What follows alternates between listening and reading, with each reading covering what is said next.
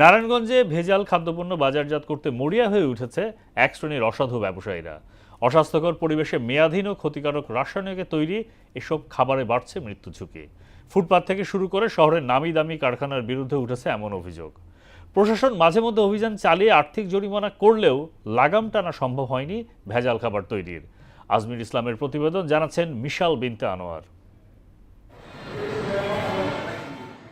প্রাচীনকাল থেকেই ব্যবসা বাণিজ্য ও কর্মসংস্থানের অন্যতম শীর্ষকেন্দ্র নারায়ণগঞ্জ।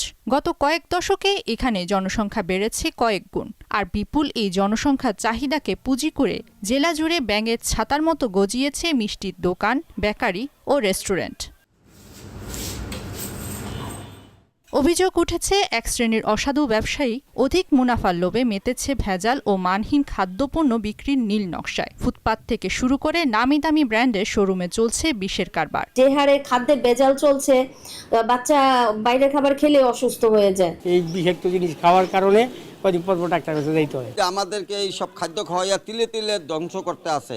সম্প্রতি প্রশাসনের বেশ কিছু অভিযানে বেরিয়ে এসেছে থলে থেকে বিড়াল। কেক, মিষ্টি, ফাস্টফুড কিংবা লাচ্ছা সেমাই প্রায় প্রতিটি খাবারেই মিলছে নিষিদ্ধ টেক্সটাইল রং, কেমিক্যাল ও মেয়াদোত্তীর্ণ উপাদান। ল্যাবরেটরি টেস্টে প্রমাণিত এসব বিষাক্ত খাবার মানুষের লিভার ও কিডনি বিকল করে দিচ্ছে। বাড়ছে অকাল মৃত্যুর কারণ, যা সবচেয়ে বড় শিকার কোমলমতি শিশু ও বৃদ্ধরা। খাবারের মধ্যে আর্টিফিশিয়াল যেসব রং এবং মেয়াদোত্তীর্ণ কেমিক্যাল ইউজ করা হচ্ছে, সেগুলা আমাদের স্বাস্থ্যের জন্য মারাত্মক ক্ষতিকর। কিডনি এবং লিভার ড্যামেজ হওয়া আর বড়দের লিভার, কিডনি এবং পার্কিনসন্স বিভিন্ন রোগ বিসুখ হওয়ার জন্য এটা দায়ী। ক্যান্সারের প্রবৃদ্ধি যেটা হয়েছে সেটা নিশ্চিতভাবে এইসব কেমিক্যালের সাথে জড়িত।